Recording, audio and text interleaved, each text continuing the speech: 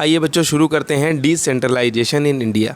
इसमें हम ये जानेंगे कि अभी तक हमने जो फेडरलिज्म में सेंट्रल और स्टेट गवर्नमेंट्स के बारे में पढ़ रखा था, सेंट्रल और स्टेट गवर्नमेंट के रूप में जो पावर की शेयरिंग हुई थी, उसके बाद जो तीसरा लेवल आएगा जो कि लोकल लेवल है, उसके बारे में हम जानेंगे किसमें, डिसेंट्रलाइजेशन ऑफ इंडिया में। डिसेंट्रलाइजेशन यानी जो ऊपरी की पावर हैं उनको बांट कर नीचे की ओर भेज देना, यानी जो सेंट्रल गवर्नमेंट थी, जो स्टेट गवर्नमेंट थी, वो अब लोकल गवर्नमेंट को अपनी पावर को डिलीवर करेंगी या अपने साथ बांटेंगी, साझा करेंगी।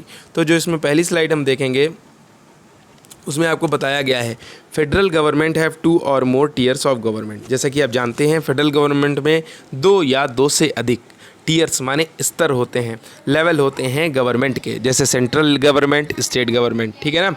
But vast country like India, यानी कि बड़े बड़े देश जैसे कि भारत जो है हमारा बहुत वास्ट कंट्री है, बहुत विशाल का देश है। तो यहाँ पर क्या है, सिर्फ़ और सिर्फ 2 टीयर्स के माध्यम से प्रशासन करना थोड़ा सा मुश्किल होता है, शासन करना थोड़ा सा मुश्किल होता है, यानी सिर्फ सेंट्रल और स्टेट गवर्नमेंट। ऐसा क्यों है, आइए जानते हैं। ऐसा इसलिए है क्योंकि हमारे देश में जो मौजूद राज्य हैं, स्टेट्स हैं, वो करीब करीब इतने बड़े हैं जितना बड़ा किसी इंडिपेंडेंट कंट्री, जितने बड़े बड़े मतलब इंडिपेंडेंट कंट्री हैं, कहाँ के, यूरोप के एक एक देश जो हैं वो हमारे यहाँ के राज्यों के बराबर हैं। जैसे कि अगर पॉपुलेशन के टर्म में देखा जाए तो हमारे देश में मौजूद उत्तर प्रदेश जो यूपी स्टेट है वो बड़ा है, किससे बड़ा है, रसिया से भी, वो रसिया से भी बड़ा है, यूपी यानी कि रसिया से भी बड़ा हो गया। इसके बाद पॉपुलेशन की दृष्टि से ना, महाराष्ट्र में अगर देखा जाए तो महाराष्ट्र को देखेंगे तो ये जर्मनी से भी लगभग बड़ा माना जाता है पॉपुलेशन में। इसके बाद these states are internally very diverse, यानी कि ये पॉपुलेशन में बड़े होने के साथ साथ, पॉपुलेशन में ज़्यादा होने के साथ साथ यहाँ पर बहुत ज़्यादा डाइवर्सिटी भी पाई जाती है। डाइवर्सिटी का मतलब हो गया यहाँ पर अलग अलग कल्चर या रिलीजन या लैंग्वेजेस बोलने वाले लोग रहते हैं, माने विभिन्न प्रकार के लोग, अलग अलग कल्चर, धर्म और मतलब इन चीज़ों को मानने वाले लोग रहते हैं। डाइवर्सिटी भी है, इसलिए डाइवर्सिटी अधिक होने का कारण क्या हो जाता है कि वहाँ पर मैनेजमेंट करना काफ़ी मुश्किल हो जाता है। इसलिए सिर्फ 2 टीयर्स की जो मौजूदगी है उसकी मदद से उचित तरीके से या कहते हैं प्रॉपरली एडमिनिस्ट्रेशन करना थोड़ा सा मुश्किल हो गया था।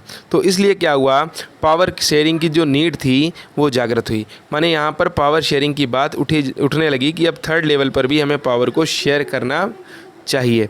So need of power sharing in states arised. तो इसके बाद क्या हुआ, federal power sharing in India needs, माने क्या हुआ, federal power sharing in India needs another theory of government that is below that of state government. माने जो फेडरल पावर शेयरिंग सिस्टम चल रहा था इंडिया में, जिसमें पहले सेंटर था फिर स्टेट था, उसको और ज़्यादा इलेबोरेट करने की आवश्यकता थी, स्पष्ट विस्तार करने की आवश्यकता थी। और उसके बाद स्टेट गवर्नमेंट के नीचे यानी कि बिलो द स्टेट गवर्नमेंट भी एक गवर्नमेंट की बात करने की ज़रूरत थी या आवश्यकता जनरेट हो रही थी। तो इस तरीके से यहाँ से क्या हुआ, जो विचार था, माने जो रैशनल था, किस चीज़ का कॉन्सेप्ट था, डिसेंट्रलाइजेशन ऑफ पावर का, वो जनरेट हुआ। कहाँ से जनरेट हुआ, जब वहाँ पर देखा गया कि सिर्फ़ और सिर्फ सेंट्रल और स्टेट गवर्नमेंट पूरे स्टेट पर सही ढंग से शासन नहीं कर पा रहे हैं, तब वहाँ पर कॉन्सेप्ट ऑफ डिसेंट्रलाइजेशन अराइज हुआ। इस तरीके से हम देख रहे हैं, so result 3rd tier of government called local government. यानी अब जब ये विचार जागृत हुआ किसका, डिसेंट्रलाइजेशन का, तो वहीं से लोकल गवर्नमेंट की भी शुरुआत हुई और लोकल गवर्नमेंट की नींव रखी गई। लोकल गवर्नमेंट मैंने अभी आपको बताया विलेज लेवल पर, ग्राम पंचायत, ग्राम सभा, स्टेट डिस्ट्रिक्ट लेवल पर होती हैं, या अर्बन लेवल, अर्बन सिटीज़ में होती हैं कौन सी, म्यूनिसिपैलिटीज़ और म्यूनिसिपल कॉरपोरेशन। आगे हम लोग इसके बारे में अच्छे से पढ़ेंगे। तो फिर अब डिसेंट्रलाइजेशन होता क्या है, डिसेंट्रलाइजेशन की प्रॉपर डेफिनेशन क्या है, इसके बारे में बात की जा रही है। When power is taken away from central and state governments and given to the local government, it is called decentralisation. Means जब पावर को लिया जाता है किससे, सेंट्रल और स्टेट गवर्नमेंट से, और उसे लोकल गवर्नमेंट में डिस्ट्रीब्यूट कर दिया जाता है, तो ये तरीका कहलाता है डिसेंट्रलाइजेशन ऑफ पावर। माने पावर का विकेंद्रीकरण, एक जगह पर केंद्रित पावर थी। जैसे ऐसे समझिए, मैं आपको बताता हूँ। जैसे आप देखिए कि ये मान लो पूरा एक जो है पावर का पूरा पूरा बॉल है, एक ऐसी बॉल है जिसमें सारी पावर समाई हुई है, सारी पावर समाई हुई है।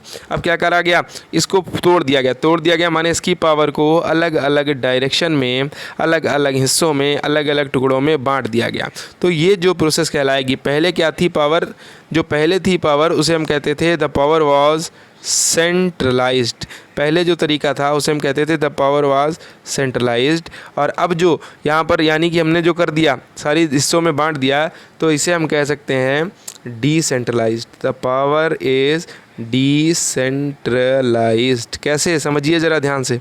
आपके घरों में एग्जांपल लीजिए, आपके घरों में माँ पापा होते हैं ना, तो जो बाबा दादी होते हैं, सबसे बड़े हमारे ग्रैंडफादर और ग्रैंडमदर होते हैं, उनके पास सबसे ज़्यादा पावर होती है। ग्रैंडफादर ग्रैंडमदर जिनके घर पे होते हैं उनके पास सबसे ज़्यादा पावर होती है। वो अपनी पावर को थोड़ा सा डिवाइड करके आपके फादर को दे देते हैं। आपके फादर क्या करते हैं, थोड़ी सी पावर डिवाइड करके आपकी मदर को दे देते हैं।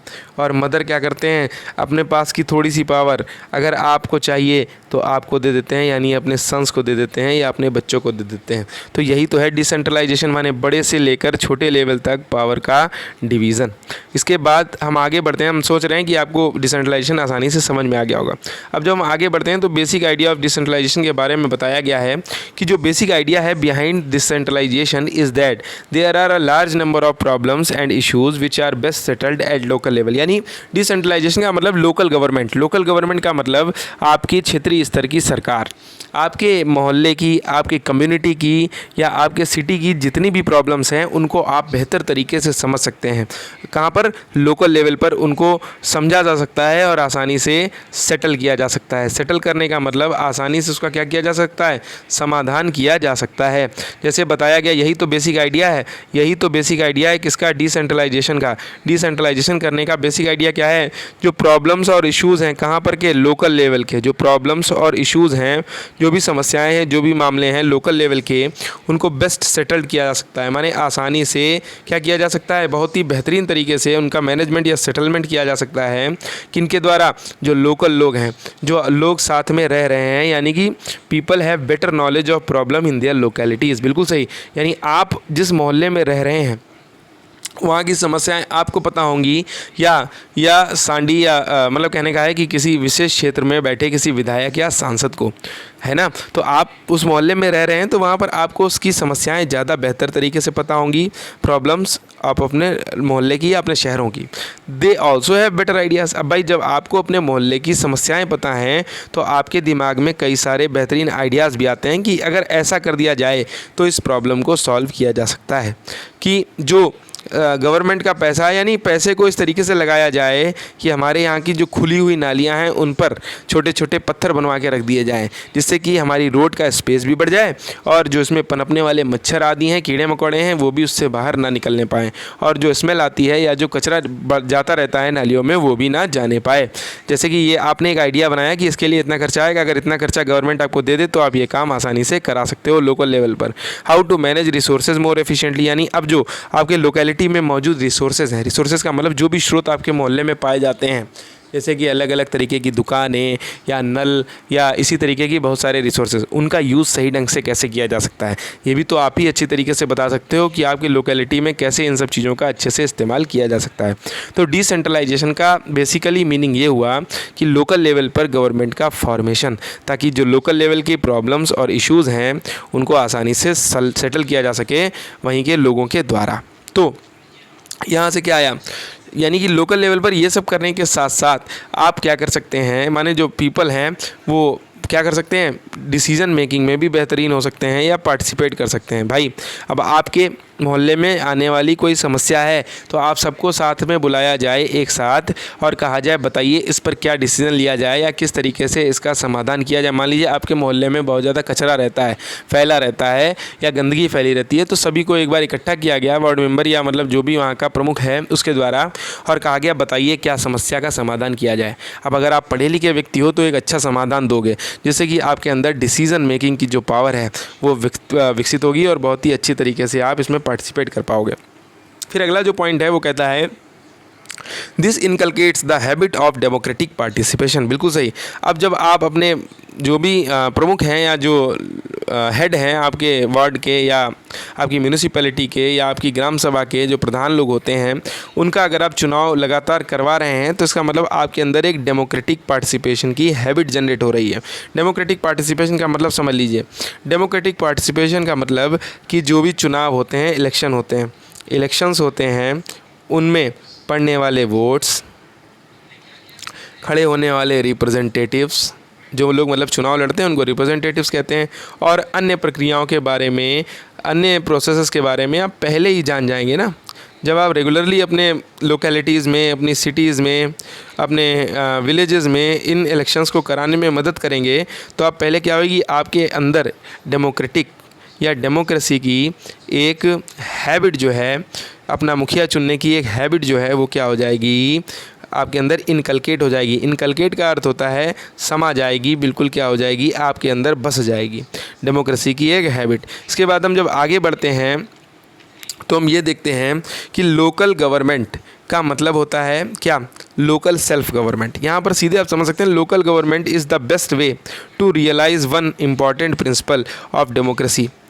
माने आपके लोकल लेवल की समस्याओं को समझने के लिए लोकल गवर्नमेंट जो है उसको नाम दिया गया local self government. Local self government यानी लोकल लेवल पर स्वयं यानी कि आपकी या उस व्यक्ति की जिसका लोकल लेवल है उसकी सरकार, स्वयं की सरकार, जो समस्याएं हैं उनका समाधान सब मिल के करें, सब एक साथ आगे बढ़ें और सारे ही लोग इस प्रकार की समस्याओं का समाधान करें। वही क्या है, लोकल लेवल पर मौजूद गवर्नमेंट है। मेरे प्यारे साथियों, उम्मीद कर रहा हूँ आपको ये चीज़ समझ में आ रही होगी। इसके बाद हम आगे बढ़ते हैं। जब हम अगले स्लाइड पर चलते हैं तो हमें मिलता है डिसेंट्रलाइजेशन के बारे में कुछ चीज़ें जानने के लिए। Decentralisations need recognised in our constitution, यानी ऐसा नहीं है डिसेंट्रलाइजेशन अचानक से जनरेट हुआ। डिसेंट्रलाइजेशन की जो आवश्यकता थी उसको हमारे संविधान यानी कि कॉन्स्टिट्यूशन में भी बताया गया है। It has also recognised in our constitution. तो जिस तरीके से ये हमारे कॉन्स्टिट्यूशन में बताया गया है तभी से क्या हुआ, ध्यान दीजिएगा। Since then there have been several attempts to decentralised power of to the level of villages and towns, यानी कि तब से there have been several attempts, कई सारे प्रयास किए जा चुके हैं। किस चीज़ के प्रयास, कि डिसेंट्रलाइज किया जा सके। किसको डिसेंट्रलाइज किया जा सके, power to the level of villages and towns. जो पावर है किस चीज़ की, जो पावर है to the level of villages and towns, यानी कि जो सेंटर और स्टेट लेवल की पावर है उसको डिसेंट्रलाइज यानी कि वहाँ से बांटकर विलेज और टाउन के लेवल तक पहुँचाने का प्रयास कई बार किया जा चुका है, क्योंकि ये चीज़ हमारे कॉन्स्टिट्यूशन में दे रखी है। तो बहुत सारे स्टेट्स में क्या होता है, बहुत सारे क्या, सारे ही स्टेट्स में, इन ऑल स्टेट्स, पंचायत जो है वो विलेज लेवल पर है। विलेज लेवल पर जो लोकल गवर्नमेंट चल रही है उसको हम कहते हैं पंचायत्स। उसको हम क्या कहते हैं, पंचायत्स कहते हैं, पंचायत्स। और इसी तरीके से जो अर्बन स्टेट्स, अर्बन लेवल पर जो चीज़ें सरकार चलाने वाली तरीके चल रहे हैं उनको हम कहते हैं म्यूनिसिपैलिटीज़। अर्बन लेवल की जो भी समस्याएं होती हैं उनको सुनने के लिए म्यूनिसिपैलिटीज़ होती हैं, जिन्हें हम कहते हैं नगर पालिकाएँ, या बड़े शहरों में नगर निगम, जो कि महानगरों में पाई जाती हैं। इसके बाद वर सेटअप, यानी इनको सेटअप किया गया, इनका क्या किया गया, इनकी स्थापना की गई पंचायत की विलेजेस में और म्यूनिसिपैलिटीज़ की अर्बन स्टेट्स में। इस तरीके से आपने ये स्लाइड देखी और समझ गए कि डिसेंट्रलाइज में यानी कि क्या हुआ, लोकल लेवल पर गवर्नमेंट को बनाया गया, विलेजेस में पंचायत्स बनाई गई और अर्बन एरियाज़ में म्यूनिसिपैलिटीज़ बनाई गई। अब हम आगे बढ़ते हैं अगली साइड पर, तो हमें ये बता रहा है but these were under the control of state government, यानी आपको समस्याएं थी इनके साथ। The problems which are faced by the local governments are, क्या प्रॉब्लम्स इनको सामने करनी पड़ी, प्रॉब्लम्स का सामना करना पड़ा। तो जो प्रॉब्लम्स थी वो क्या थी, these were under the control of state government, यानी ये जो लोकल गवर्नमेंट्स थी ये क्या थी, लोकल गवर्नमेंट के स्टेट गवर्नमेंट के कंट्रोल में थी, स्टेट गवर्नमेंट के कंट्रोल में थी। जो भी काम करना था उससे स्टेट गवर्नमेंट की परमिशन इन्हें लेनी पड़ती थी। तो इसके बाद क्या आया, जैसे अब जो इनमें होने वाले इलेक्शंस थे लोकल गवर्नमेंट के, वो भी क्या होते थे, रेगुलरली नहीं होते थे, not regularly not held regularly, यानी रेगुलरली उनको कराया नहीं जाता था जो भी इनके इलेक्शंस होते थे। तो इसलिए क्या हुआ, local government did not have any power और रिसोर्सेज ऑफ देयर ओन, माने तब 1992 के पहले की बात ये सारी हो रही है। इतनी बात को रिकग्नाइज रखिएगा, याद रखिएगा कि जो लोकल गवर्नमेंट थी उनकी खुद की कोई पावर भी नहीं थी और उनके पास अपने रिसोर्सेज भी नहीं थे, उनके पास अपने रिसोर्सेज भी नहीं थे और खुद की अपनी पावर भी नहीं थी। इस तरीके से अब जब हम आगे देख रहे हैं तो कुछ और समस्याएं हैं, जैसे कि thus there was very little decentralisation in effective term, यानी कहने को तो हमारे देश में डिसेंट्रलाइजेशन हो गया, लोकल लेवल की गवर्नमेंट बना दी गई, लेकिन इसकी जो इफेक्ट थे, इफेक्टिव टर्म थे, वो बहुत ही ज़्यादा इफेक्टिव नहीं थे, यानी प्रभावशाली नहीं थे। कहने का मतलब कमज़ोर समस्या, मतलब कमज़ोर थी जो लोकल गवर्नमेंट थी। उसमें चुनाव नहीं होते थे, इलेक्शंस नहीं होते थे टाइम पर, रेगुलर इलेक्शन। उसके साथ साथ क्या होता था, उनकी पावर्स को सही ढंग से नहीं डिस्ट्रीब्यूट किया गया था स्टेट गवर्नमेंट्स के द्वारा। जब मन होता था करने देते थे, नहीं मन होता था स्टेट गवर्नमेंट करने ही नहीं देती थी कोई काम। तो इसलिए बात कही गई कि डिसेंट्रलाइजेशन जो है इफेक्टिव नहीं हो पाया। But a major step taken in 1992, means 1992 का साल जब आया तो एक बहुत ही मेजर स्टेप यानी मुख्य स्टेप लिया गया। वो क्या था, जो कॉन्स्टिट्यूशन था, अब की बार कॉन्स्टिट्यूशन में बदलाव किया गया, अमेंड किया गया और थर्ड टियर ऑफ डेमोक्रेसी को सीधे कॉन्स्टिट्यूशन में डाल दिया गया, या कॉन्स्टिट्यूशन में इसको क्या कर दिया गया, डिनोट कर दिया गया, रिप्रेजेंट कर दिया गया, डिनोट कर दिया गया। इसको कॉन्स्टिट्यूशन में कर दिया गया डिनोट कर दिया गया, जिसकी मदद से अब क्योंकि ये संविधान में आ गया था, कॉन्स्टिट्यूशन में सही ढंग से अमेंडेड आ गया था, हो गया थर्ड टियर ऑफ गवर्नमेंट का, तो अब इसकी शक्तियों में क्या हो गया, इम्प्रूवमेंट हो गया और इसके जो शक्तियाँ थी वो बढ़ गई और काफ़ी ज़्यादा इफ़ेक्टिव तरीके से ये काम करने लगा। आइए देखते हैं किस तरीके से जो ये अमेंडमेंट हुआ इसमें क्या फ़ायदा मिला, जो डिसेंट्रलाइज्ड पावर थी या लोकल गवर्नमेंट्स थी उनको क्या फ़ायदा मिला अमेंडमेंट से 1992 के। तो this made the third tier more powerful and effective, यानी इसके ज़रिए क्या हो गया, जो थर्ड टियर था वो ज़्यादा पावरफुल हो गया और ज़्यादा इफेक्टिव हो गया, बहुत ज़्यादा शक्तिशाली हो गया और बहुत ज़्यादा प्रभावशाली हो गया। इसके बाद regular elections to local government bodies like panchayat and municipalities, यानी कि रेगुलर इलेक्शंस होने लगे, किसके लिए, लोकल गवर्नमेंट बॉडीज़ के लिए। कौन सी लोकल गवर्नमेंट बॉडी, जैसे कि पंचायत और म्यूनिसिपैलिटी। पंचायत कहाँ पर, विलेजेस लेवल पर, और म्यूनिसिपैलिटी कहाँ पर, शहरी स्तर पर। तो इसके बाद क्या हुआ, थर्ड पॉइंट का बेनिफिट अगर देखें तो वो था कि अब इसमें जो मतलब कि जो मेजॉरिटी थी, यानी कि जो मेजॉरिटी कास्ट वाले थे उनको तो सीट्स मिल ही रही थी, लेकिन अब जो माइनॉरिटी कल्चर था, यानी कि माइनॉरिटी वाली कास्ट थी, जैसे कि शेड्यूल्ड कास्ट जिन्हें हम एससी कहते हैं, या शेड्यूल्ड ट्राइब्स जिन्हें हम एसटी कहते हैं, और अदर बैकवर्ड क्लास माने ओबीसी, इनको भी इनकी सीट्स को क्या कर दिया गया, रिज़र्व कर दिया गया इनकी सीट्स को। क्यों कर दिया गया रिज़र्व, जिससे कि इनको इलेक्शन लड़ने में कोई भी प्रॉब्लम ना आए और इनकी खुद की सीट यानी कि खुद का प्रतिनिधित्व हो, खुद का रिप्रेजेंटेशन हो, और ये लोग भी इलेक्शन लड़के अपने अपने क्षेत्रों में क्या हो सकें, रिप्रेजेंटेटिव बन के आ सकें, यानी प्रतिनिधि बन के आ सकें और हेड बन सकें इनके इंस्टीट्यूशन के। तो इससे क्या होगा, इन लोगों के अंदर जो एलियनेशन की भावना है, यानी कि अलगाव की भावना है, हमारे साथियों, ये जो सारे साथी हैं हमारे, इनके अंदर भी क्या हो, अपनत्व का भाव जागृत हो और सभी साथ में मिलकर अपनी सरकार को चलाने में अपना योगदान दें। इस तरीके से हम देखते हैं। आगे बढ़ते हैं तो आता है 1/3 of all positions are reserve for women, यानी कि जितनी भी सीट्स थी, या 3 पॉइंट हम पढ़ चुके थे, चौथा पॉइंट है कि 1/3 of all positions are reserve for women, यानी एक पंचायत में या एक म्यूनिसिपैलिटी में जितनी भी सीट्स होती थी जिन पर इलेक्शन होता था, उनमें से 1/3 यानी 1/3 जो सीट्स थी वो क्या हो जाती थी, वुमेन के लिए रिज़र्व होती थी, महिलाओं के लिए रिज़र्व होती थी। जैसे अगर हम बात करें कि 6 सीट्स पर इलेक्शन होना है, 6 सीट्स पर इलेक्शन होना है, माने 6 लोग जो हैं वो चुनाव लड़ने जा रहे हैं, तो उसमें से 1/3 यानी 1/3 ऑफ 6, मतलब क्या हुआ, 3 1 जा 3 और 3 2 जा 6, यानी कि 2 सीट्स जो थी वो किसके लिए रिजर्व हो गई, वुमेन के लिए, माने उन पर सिर्फ और सिर्फ वुमेन लड़ सकती है और कोई नहीं। इसके बाद अगला है, an independent institution state election commission was established in each state to conduct panchayat and municipal election. अब देखिएगा कितना बेहतरीन तरीके से 1992 के अमेंडमेंट के बाद सुधार आया। पहले इलेक्शंस सही ढंग से होते ही नहीं थे और रेगुलर नहीं होते थे। अब इन इलेक्शंस को कराने के लिए ही स्पेशली क्या करा गया, स्टेट इलेक्शन कमीशन को इस्टेब्लिश किया गया, जिसकी मदद से क्या होता था, फेयर इलेक्शंस हो पाए पंचायत के और म्यूनिसिपल कॉरपोरेशंस के या म्यूनिसिपलिटीज़ के।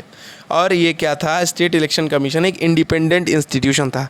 आपको पता होना चाहिए इंडिपेंडेंट इंस्टीट्यूशन का मतलब ये हुआ कि एक ऐसा कॉन्स्टिट्यूशनल बॉडी या ऐसा संवैधानिक निकाय जो कि किसी के भी या किसी भी पार्टी के दबाव में काम नहीं करता, इंडिपेंडेंटली काम करेगा और ये पता करेगा कि कौन व्यक्ति सही ढंग से चुनाव लड़ रहा है और कहाँ पर इलेक्शन में फेयरनेस नहीं है, यानी कि कहाँ पर ऑनेस्टी है और कहाँ पर बेईमानी चल रही है, इसका पता लगाने के लिए। तो ये सारे बेनिफिट्स आपने देखे कि पहला क्या था कि ज़्यादा थर्ड ईयर को ज़्यादा पावरफुल बना दिया और इफ़ेक्टिव बना दिया इसने 1992 के अमेंडमेंट ने। दूसरी चीज़ क्या हुई, रेगुलर इलेक्शंस होने लगे और उनके लिए जो है स्टेट इलेक्शन कमीशन गठन कर दिया गया कि पंचायत और म्यूनिसिपैलिटीज़ के जो इलेक्शंस हैं उनको हेल्ड करने के लिए। इसके बाद सीट्स को रिजर्व कर दिया गया शेड्यूल्ड कास्ट, शेड्यूल्ड ट्राइब्स और ओबीसी के लिए, और जो 1/3 सीट्स थी उनका रिजर्वेशन किया गया किसके लिए, जो वुमेन थी उनके लिए। मेरे प्यारे साथियों, उम्मीद कर रहा हूँ आपको ये चीज़ समझ में आ रही होगी। अगर चीज़ें समझ में आ रही हैं तो आप वीडियो को शेयर कर सकते हैं, अपने साथियों के साथ लाइक कर सकते हैं और हमारे चैनल को सब्सक्राइब कर सकते हैं, क्योंकि अब आपको रेगुलरली अपने चैप्टर्स पर बेस्ड वीडियोस रेगुलरली मिलते रहेंगे और ये पूरा कोर्स आपको कराया जाएगा, पूरा सिलेबस कंप्लीट कराया जाएगा, कवर कराया जाएगा। इसके बाद जब हम आगे बढ़ते हैं तो यहाँ पर बताया जाता है the state governments are required to share. अब देखिए इसके बाद यहाँ तक बेनिफिट जो हमने पढ़े, इसके बाद भी कुछ बेनिफिट्स हैं। उसमें पहला है कि जो स्टेट गवर्नमेंट्स थी are required to share some powers and revenue with local government bodies. माने पहले क्या दिखा था, हमने देखा था कि जो स्टेट गवर्नमेंट्स थी वो अपनी पावर्स को शेयर नहीं करती थी, किनके साथ, लोकल गवर्नमेंट्स के साथ। लेकिन जैसे ही 1992 में ये अमेंडमेंट आया, जो स्टेट गवर्नमेंट्स थी उन्होंने अपनी पावर को शेयर करना शुरू कर दिया, किसके साथ, लोकल गवर्नमेंट्स के साथ, जिससे कि कोई भी प्रकार का विवाद ना होने पाए। पावर भी शेयर की और दूसरी चीज़ रेवेन्यू भी शेयर किया। रेवेन्यू का मतलब समझ लीजिए साथियों, रेवेन्यू का मतलब होता है राजस्व। राजस्व का अगर इन सबको शॉर्ट में समझें तो पैसा या धन की बात हो रही है, पैसे या धन की बात हो रही है। तो पैसे का मतलब क्या हुआ कि जो अलग अलग सोर्स हैं मनी के, अर्निंग के अलग अलग सोर्स, जैसे कि अगर विलेज लेवल पर देखें तो वहाँ पर आपने देखा होगा टैक्सेस लगाए जाते हैं। जैसे वहाँ पर जो मार्केट लग रही है, बाज़ार लगती है, उनके टैक्स लगते हैं। इसके साथ साथ जो लोग किसानी करते हैं, खेती करते हैं, उनको लगान देना पड़ता है। क्या देना पड़ता है, लगान देना पड़ता है। बहुत सारे लोगों को इरिगेशन यानी कि सिंचाई का पैसा देना पड़ता है। इस तरीके से अलग अलग कई सारे टैक्सेस थे जिनकी मदद से जो लोकल गवर्नमेंट थी उनकी अर्निंग हो सकती थी, वो भी शेयर करने पड़े स्टेट गवर्नमेंट को। Nature of power sharing was different state to state. अब भाई पावर जैसे शेयर करनी तो थी गवर्नमेंट को, स्टेट गवर्नमेंट को, लेकिन अलग अलग स्टेट्स में पावर शेयरिंग का तरीका भी अलग अलग था अकॉर्डिंग टू द पॉपुलेशन या वहाँ के नियमों और कानूनों के तहत। इसके बारे में आपको ज़्यादा जानने की ज़रूरत नहीं है। यहाँ तक आपने समझ लिया होगा कि कैसे बेनिफिशियल रहा 1992 का जो ये अमेंडमेंट था।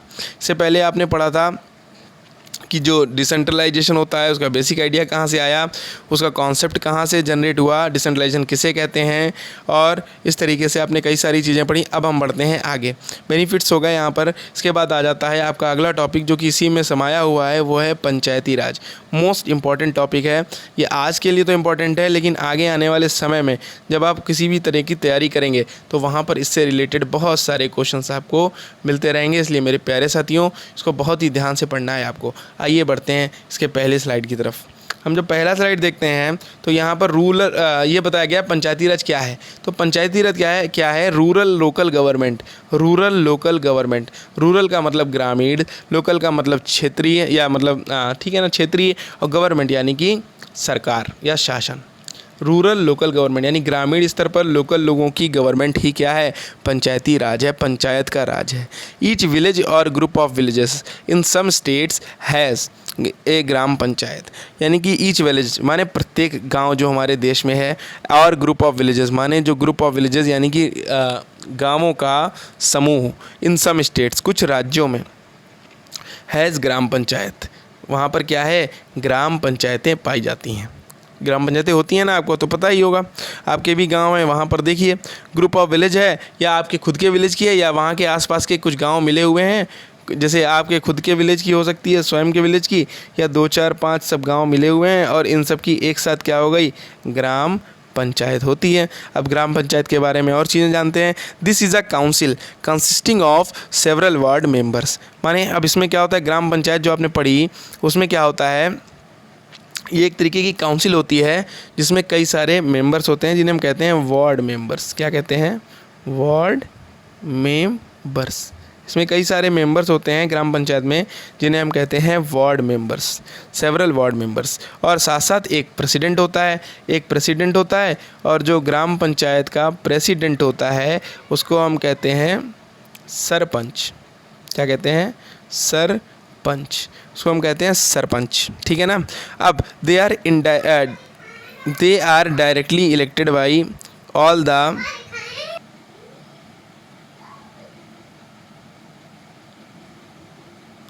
जी। तो फिर हम फिर से सॉरी थोड़ा सा ब्रेक ले लिया था 1 सेकंड का। तो एंड प्रेसिडेंट, और जो प्रेसिडेंट होता है उसे हम सरपंच कहते हैं, ठीक है ना। किसका? ग्राम पंचायत का। ग्राम पंचायत में कुछ वार्ड मेंबर्स होते हैं और इसका प्रेसिडेंट होता है जिसे हम सरपंच कहते हैं। They are directly elected by all the adult population living in that ward और विलेज। मतलब क्या हुआ, अब जो ये सरपंच है या जो वार्ड मेंबर्स हैं, इनका चुनाव कौन करता है? इनका जो इलेक्शन है, यानी जो सरपंच हो गए, एक तो हमारे सरपंच जी हो गए, और दूसरे जो वार्ड मेंबर्स हैं, इनका इलेक्शन कौन करता है? उस गांव में मौजूद, उस विलेज में मौजूद जितने भी एडल्ट्स होते हैं, एडल्ट्स का मतलब 18+, यानी 18 की जो एज है, 18 की एज है, उसको पार करने वाले या 18 के ईयर के होने वाले, माने 18 साल वाले जो हैं वो सरपंच के इलेक्शन में और वार्ड मेंबर के इलेक्शन में वोट डाल सकते हैं। आइए देखते हैं, जो भी उस वार्ड में या विलेज में रहते हैं वही सब लोग वोट डालेंगे। Decision making body for the entire village. मतलब क्या हुआ, ये जो कहने का मतलब ये है, इंटायर विलेज, पूरे गांव की जो भी समस्याएं हैं उनके बारे में जो निर्णय लेना होता है उस पर निर्णय करती है कौन? ग्राम पंचायत। तो आपने यहाँ पर ग्राम पंचायत के बारे में जाना कि ग्राम पंचायत क्या है। एक तो क्या है, एक गांव में या गांवों के समूहों में पाई जाती है। इसमें जो है कुछ सदस्य होते हैं जिन्हें हम वार्ड मेंबर कहते हैं, और जो इनका प्रेसिडेंट होता है ही इज़ कॉल्ड सरपंच। इन लोगों का जो इलेक्शन होता है वो एडल्ट ग्रुप करता है। गांव का एडल्ट ग्रुप या विलेज का जो एडल्ट ग्रुप होता है, माने 18+ या 18 वाले जो लोग होते हैं वो लोग वोट डालकर इनका इलेक्शन करते हैं। ये तो बात हो गई ग्राम पंचायत की। अब हम आगे बढ़ते हैं, ग्राम सभा के बारे में जानते हैं। ग्राम सभा जब हमने पढ़ने के लिए शुरुआत करने जा रहे हैं तो हम जानते हैं कि जो पंचायत है वो वर्क करती है under the supervision of gram सभा। यानी ग्राम पंचायत जो थी वो किसके अंडर में काम कर रही है? ग्राम सभा के अंडर में काम कर रही है। All the voters adults are its members, यानी कि जितने भी वोटर्स हैं जो कि ग्राम पंचायत में वोट डालते हैं वो सब क्या होते हैं? ग्राम सभा के भी मेंबर होते हैं। It has to meet at least twice और थ्राइस इन ईयर, यानी इसकी जो बैठक है ग्राम सभा की वो 1 वर्ष में कम से कम 2 या 3 बार अवश्य होनी चाहिए। इसकी जो बैठक है किसकी? ग्राम सभा की, वो कम से कम 2 या 3 बार जरूर हो। किसकी बैठक? जो ग्राम सभा की है, ग्राम सभा। ग्राम सभा क्या करती है? पंचायत के वर्क का सुपरविज़न करती है। पंचायत के वर्क का सुपरविज़न करती है कि पंचायत अपना काम अच्छे से कर रही है या नहीं कर रही। इसको कौन देखता है और संभालता है? ग्राम सभा। तो ग्राम सभा की जो मीटिंग है वो 1 वर्ष में 2 या 3 बार हो जाए, जिससे कि जो एनुअल बजट है ग्राम पंचायत का और साथ ही साथ ग्राम पंचायत ने जो काम किया है उसको देखते हैं। तो यानी कि ग्राम सभा जो है, ग्राम सभा वो एक तरीके से क्या करती है? पेरेंट का काम करती है। किसका पेरेंट? ग्राम पंचायत का। ये क्या करती है? 1 साल में 2 या 3 बैठकें करती हैं, मीटिंग करती हैं, जिसके मदद से जो बजट है अलग अलग कामों के लिए जो कि पास होना चाहिए पंचायत के लिए, पंचायत में जो काम होते हैं उनके लिए पास होता है, उसको बजट को पास कराने में मदद करती है। और उसके साथ साथ क्या करती है? रिव्यू करती है। रिव्यू यानी कि जो काम हुए हैं उनकी क्या करती है? समीक्षा करती है या उनकी देख रेख करती है कि क्या काम सही हुआ है कि नहीं, कोई बेईमानी तो नहीं हुई, कहीं पर कोई भ्रष्टाचार तो नहीं हुआ, करप्शन नहीं हुआ। इसका रिव्यू करने के लिए कौन कार्य करती है? ग्राम सभा। कहाँ पर होते हैं? सब विलेज लेवल पे होते हैं। कहाँ पर होते हैं? विलेज लेवल या रूरल लेवल। रूरल माने ग्रामीण इलाकों पे या ग्रामीण क्षेत्रों में। तो इस तरीके से बात आती है ये ग्राम सभा की। इसके बाद हम आगे बढ़ते हैं, अभी थोड़ी चीज़ें और हैं। The local government structure goes right into the district level. मतलब क्या हुआ? विलेज लेवल से चलते हुए, अभी विलेज से चल रहे थे हम, विलेज से ऊपर बढ़ते बढ़ते ये जो लोकल लेवल का गवर्नमेंट है ये डिस्ट्रिक्ट तक जाता है। विलेज टू डिस्ट्रिक्ट फैला हुआ है, विलेज टू डिस्ट्रिक्ट फैला हुआ है जो लोकल लेवल का गवर्नमेंट है वो स्ट्रक्चर है वो। आइए देखते हैं। A few gram panchayats are grouped together to form a panchayat samiti और ब्लॉक और मंडल। अब मतलब क्या हुआ? अभी तक हमने सबसे पहले देखा ग्राम पंचायत, फिर देखा ग्राम पंचायत को जो सुपरविज़न करता है वो थी ग्राम सभा। अब अगर हम कई सारी ग्राम पंचायतों को जोड़ दें तो एक बन जाता है ब्लॉक, जिसे हम ब्लॉक, आपने सुना होगा ब्लॉक क्या होता है? बहुत सारी ग्राम पंचायतों का समूह होता है, या जिसे हम कहते हैं जिला समिति। कहते हैं पंचायत समिति। क्या कहते हैं? पंचायत समिति। पंचायत समिति कहते हैं, ब्लॉक कहते हैं या मंडल कहते हैं। किसे कहते हैं? ग्रुप ऑफ पंचायत्स या ग्राम पंचायत्स। तो इसके बाद क्या हुआ? Its members are elected by all the panchayat members. अब जो पंचायत के मेंबर हैं, पंचायत के मेंबर जितने भी हैं उस एरिया में, पंचायत के मेंबर कौन? जैसे कि वार्ड मेंबर्स या सरपंच, उनको अधिकार होता है कि वो ब्लॉक लेवल पर या मंडल स्तर पर या पंचायत समिति के मेंबर्स का चयन कर सकें। तो मंडल ब्लॉक लेवल के जो भी क्या कहते हैं मेंबर्स हैं उनको इलेक्ट किया जाता है ऑल द पंचायत मेंबर्स के द्वारा उस इलाके के। ये स्लाइड में हमने देखा किस तरीके से जो पंचायत समिति है या ब्लॉक होता है उसके बारे में जाना। अब हम जब आगे बढ़ते हैं तो all the panchayat samiti in a district together constitute the zila parishad. अब बात आई जिला परिषद की। अब देखिए जितनी भी जो आपने देखा पंचायत समितियां थीं, अब बहुत सारी पंचायत समितियां मिल गई। जो पंचायत समितियां बनी थीं जब वो ग्रुप्ड हो गई, ग्रुप माने कई सारी आपस में जुड़ गई, तो आपको मिलती है ज़िला परिषद। क्या मिलता है? ज़िला परिषद। क्या मिलता है? ज़िला परिषद। इस तरीके से आपने देखा ये ज़िला परिषद बन गई। किसकी मदद से? पंचायत समितियों की मिलने से बन गई जिला परिषद। अब ये फिगर एक दिया गया है, इसमें लिखा है जो जिला परिषद है या जो डिस्ट्रिक्ट परिषद है उसमें जो मेंबर्स होते हैं वो कौन कौन होते हैं? एक तो इलेक्टेड मेंबर ऑफ लोकसभा। बहुत ध्यान से सुनिएगा, जिला परिषद के members elected member of Lok Sabha, MLAs of that district.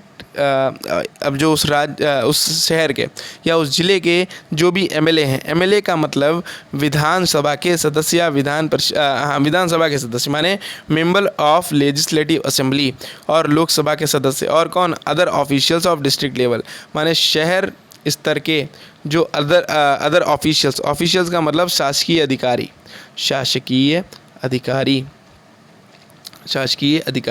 जो सरकारी अधिकारी होते हैं कुछ, वो भी क्या होते हैं? मेंबर होते हैं किसके? जिला परिषद के। कौन कौन हुए? एक तो लोकसभा के सदस्य, दूसरे उस जिले के विधायक, और तीसरे कौन? दूसरे कुछ शासकीय अधिकारी उसी ज़िले के। ठीक है ना? ये आई बात जिला परिषद की। तो जिला परिषद पंचायत समितियों से मिलकर बनी। पंचायत समिति या ब्लॉक या मंडल बनी पंचायतों जो ग्राम पंचायत थी उनके समूह से, और ग्राम पंचायतों का जो सुपरविज़न करती है वो होती है ग्राम सभा। ग्राम पंचायत के जो मेंबर्स का इलेक्शन होता है उसे एडल्ट जितने भी होते हैं ग्राम सभा मतलब ग्राम में मौजूद या गाँव में मौजूद, विलेज में मौजूद, वो सारे वोट करते हैं, और ग्राम पंचायत में जितने भी वार्ड मेंबर या सरपंच होते हैं उनका चुनाव करते हैं मेरे प्यारे साथियों। इसके बाद हम आगे बढ़ते हैं अगली स्लाइड की तरफ। अगली जो स्लाइड है वो हमें जिला परिषद के बारे में बता रही है। बहुत ही अच्छे पॉइंट है, यहाँ पर ध्यान दीजिएगा कि जो जिला परिषद है उसका जो चेयरपर्सन है वो क्या होता है? पॉलिटिकल हेड होता है जिला परिषद का। बिल्कुल आसान बात है कि भाई जो अध्यक्ष होगा जिला परिषद का, वही क्या होगा? पॉलिटिकल हेड होगा। राजनैतिक रूप से जो मुखिया होता है जिला परिषद का, जो जिला परिषद की देख रेख करता है, वो क्या होता है? चेयरपर्सन होता है जिला परिषद का। बस बहुत सिंपल सी बात है।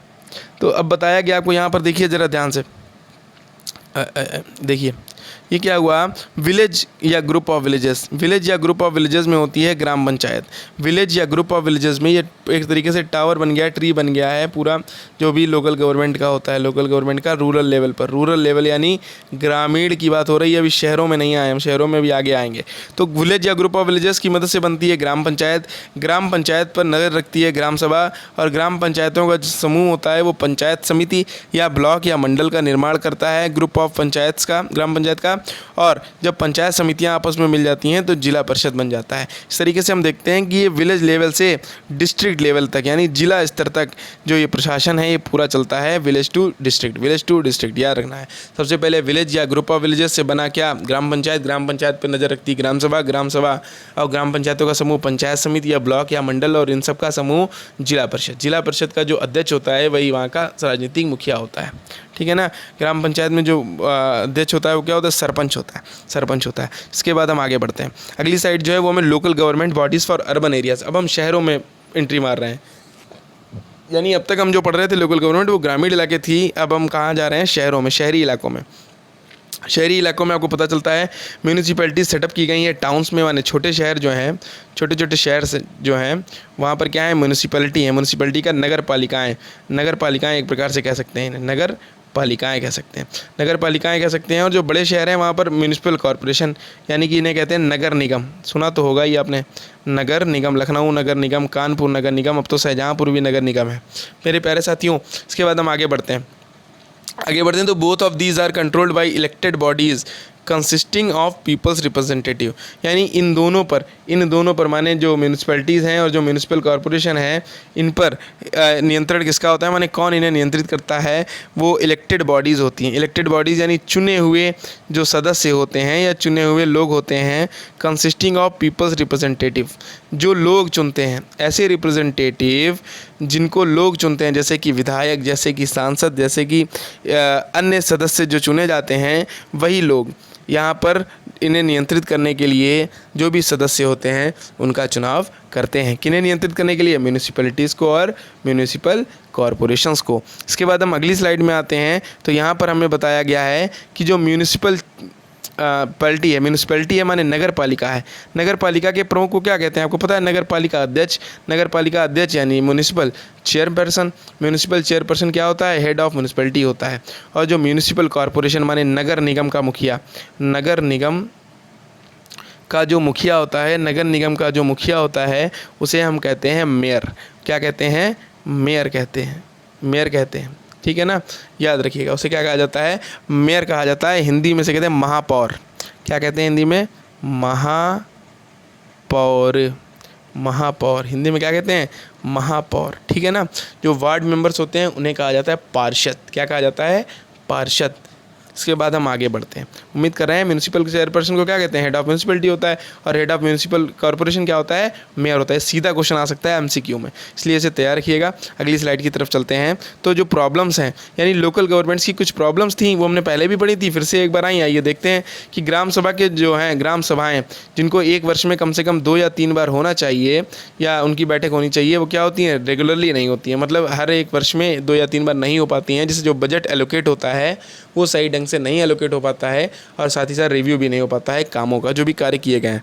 फिर इसके बाद है most state governments has not transferred significant power to local governments, माने कुछ ऐसे राज्य हैं जिन्होंने अपनी पावर्स को अच्छी तरीके से लोकल गवर्नमेंट तक पहुंचाया है, लेकिन बहुत से राज्य ऐसे भी हैं जहां पर इन पावर्स को सही ढंग से लोकल गवर्नमेंट को नहीं दिया जा रहा।